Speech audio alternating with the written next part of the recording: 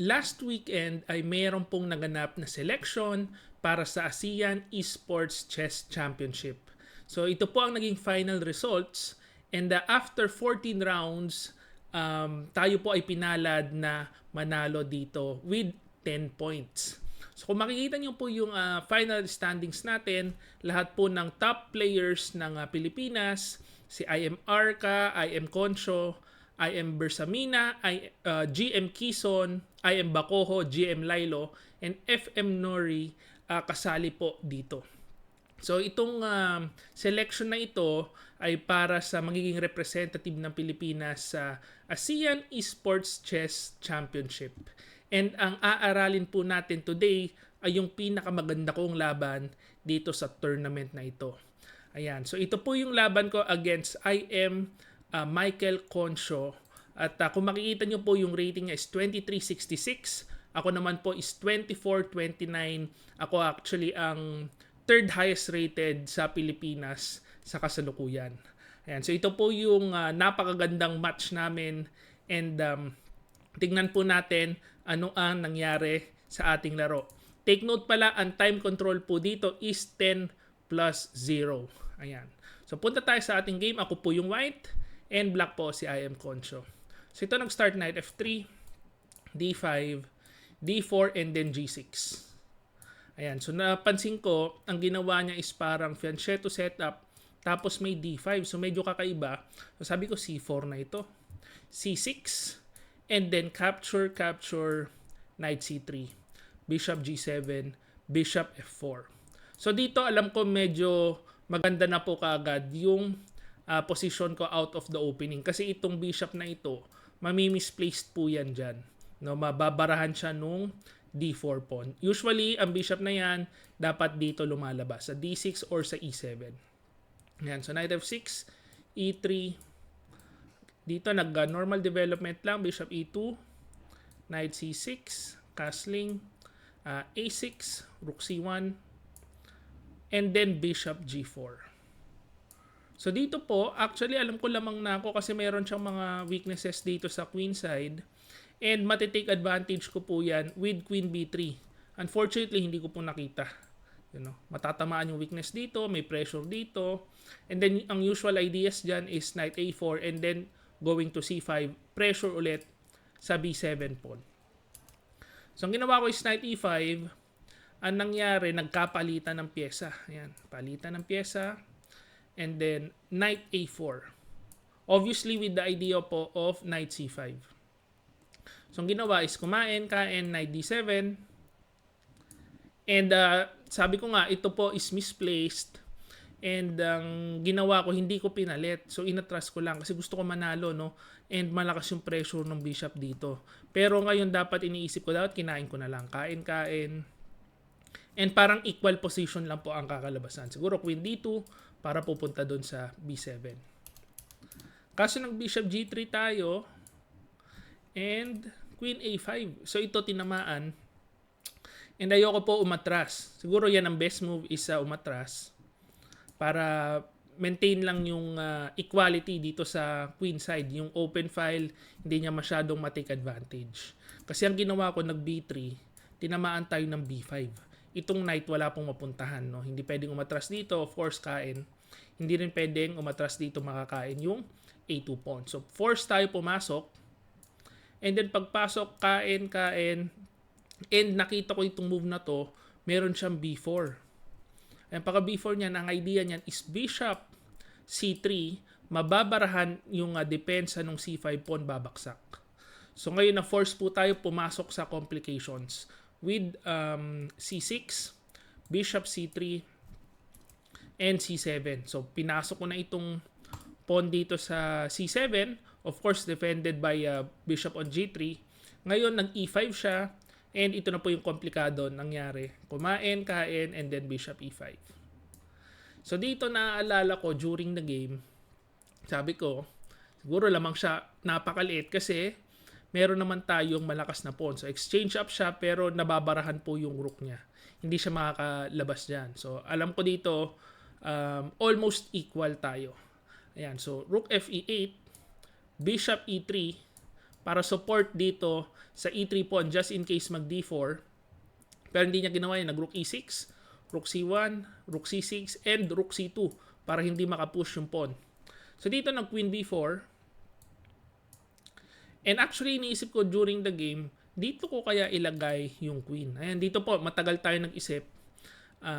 Actually, ilang minutes ako nag-isip? 2 minutes tayo nag-isip kung saan na ilalagay yung queen.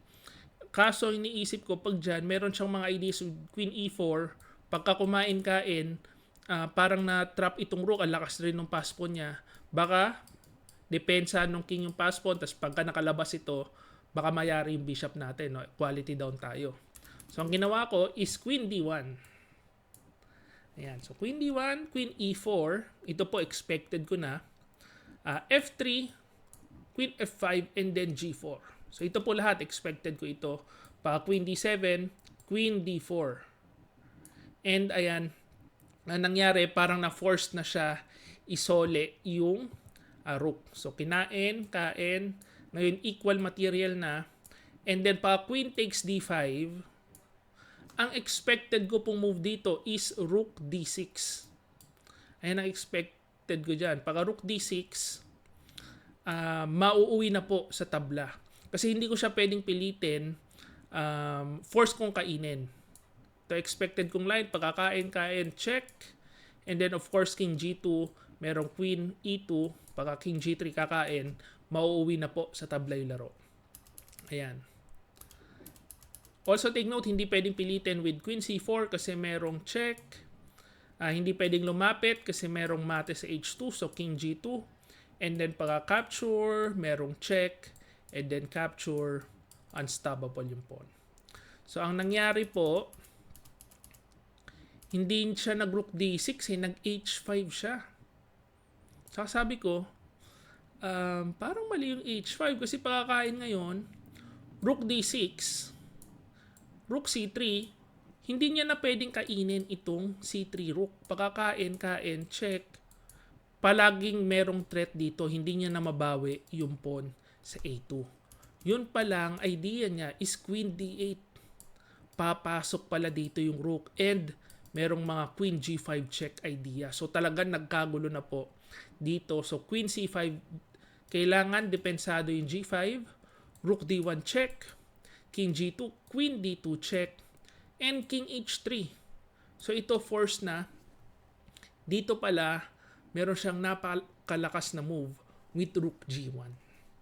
Ito po hindi ko nakita actually. Ayan, pagka rook g1, meron na siyang check ideas and mamamate na po. Kasi ang expected ko is dito ko pupunta. So check.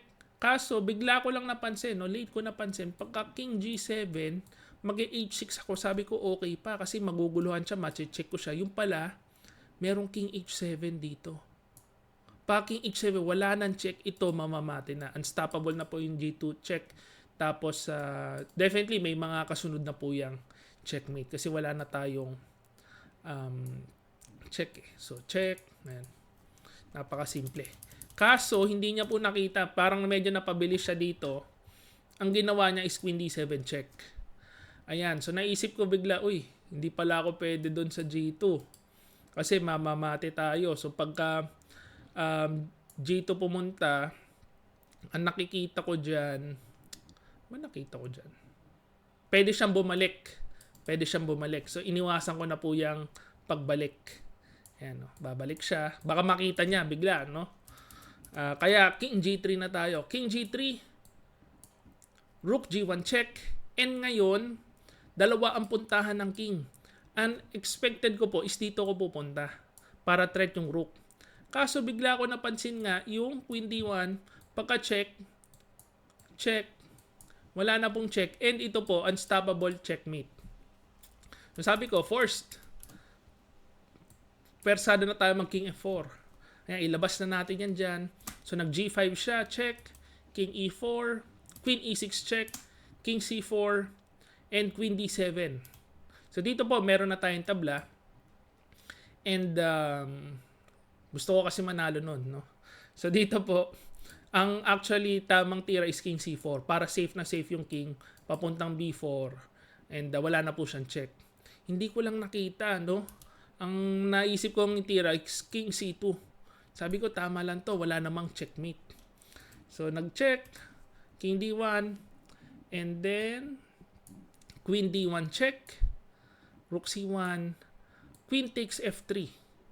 So after po nung lahat ng kaguluhan na yun, ang endings lamang tayo ng 2 pawns. Although doubled pawn dito. So queen e5, dinipensahan ko lang, and akala ko ang lakas na nung rook c8 threat, no? Mamamate na siya dyan. Sabi ko, okay na to. Mate na. Kaso nakita niya, king h7, umiwas lang. So wala pong mate, kasi baka maunahan ka. No? Pagka umalis ka dyan, mauunahan tayo. So hindi po tayo pwedeng umalis sa c1. So ang ginawa ko is nag-h6 na lang ako. Sabi ko, wala na makita. And then, kung makikita nyo po dito is last 51 seconds na lang. Kalaban ko is 1 minute and 27 seconds. Buti na lang, nag-isip siya ng mahaba dito. Kasi, kinakalculate ko, pag kinain, wala pong mangyayari. Buti nag-isip siya ng mahaba. No? So, chumek. Dumikit po yung oras. Kasi, check lang. Uuwi lang sa tabla. Ayoko rin po ng tabla. So, check. King h7, queen c5. Ayan, so 44 seconds verse 43. Nag-check sa e4, king a1, f6, queen d4, capture. And then dito, ang iniisip ko baka ito dapat ang kinain niya. Although talaga napakagulo pa po, no? Pero ito talaga dapat ang kinain para 2 pass pawn siya dito. Ang gagawin ko is rook d1 para ito naman ang ipupush ko. Pero ngayon, tinitignan ko yung position, meron siyang king g6. Pagka pinush ko dito, sakto siya dito. Either rook h7 or rook h8. Siguro sa h7, pagka push, stop muna ito, and then i-push na yung dalawang pass pawn. Parang mauuna po siya kasi malayo pa yung pass pawn ko. No? So magaganon. Magre-racing po yan. Tignan natin ang racing. Talagang dikitan. Hindi natin masasabi. Of course, lalo na very low on time yung labanan. So nag-rook dito siya. 28 seconds laban sa 36. So rook c6, f5. Rook takes a6, f4. Racing po. Paunahan ng pass pawn. So kailangan kong i-stop. Rook f6, king g7. Rook f5, king g6. Rook f8, king g7. So buti dito, ayaw rin niya ng tabla. So parehas po kami ayaw ng tabla.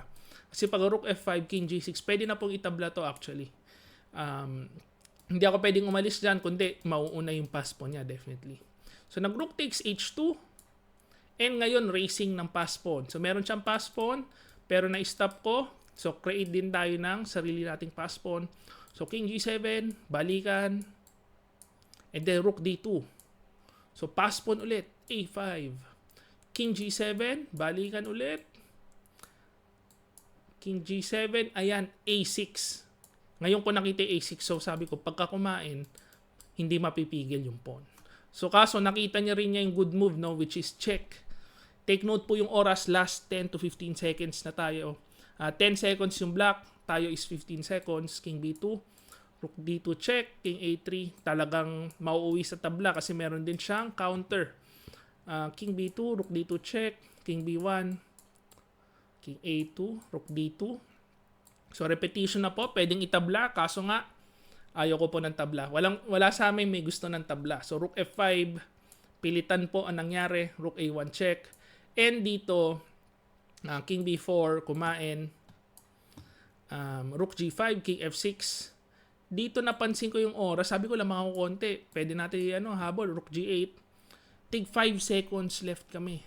King f5, king c3, king e4, rook e8 check. And dito ko na po napansin, sabi ko nako, 5 seconds siya ako, 4.6. Kailangan ko i-pre-move lahat. So nag-start na ako mag-pre-move dito. King f3, d5, rook d6, king c4, rook d7, king c5, rook c7, king d6, rook c3. Ayan. 3.9 seconds versus 3.6 seconds. Dito, pre-move ko na lahat. So, rook e6, rook takes b3. Mapapansin nyo po yung oras ko, ang bawas niyan is 0.1 second na lang. Ibig sabihin, naka-pre-move na lahat yan. Rook d3, d6, king g4, d7, naka-pre-move po lahat. Rook A3, D8 queen, Rook A7 check, Queen D7, and then pa capture. So bigla nating nahabol yung oras kasi lahat ng moves natin pre-move po lahat. So King F4, check, King G3, and then Rook F7, King F2, Rook G7, King E2, Rook F7, F2, Rook F8, and doon na po siya na down. No?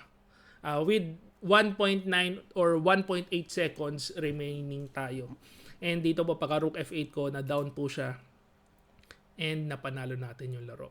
So ito po is very very crucial game kasi dikitan po yung score noon, and actually 1 point lead siya sa akin noong time na yun kasi with 9 points siya, ako 8 points. Nagkataon lang natalo rin siya sa last round and tayo po nanalo. So ayan po ang ating game for today, and talagang dikdikan itong laban na ito. Sana na-enjoy nyo. Kung na-enjoy nyo po, please like this video and subscribe to our YouTube channel. See you again next video.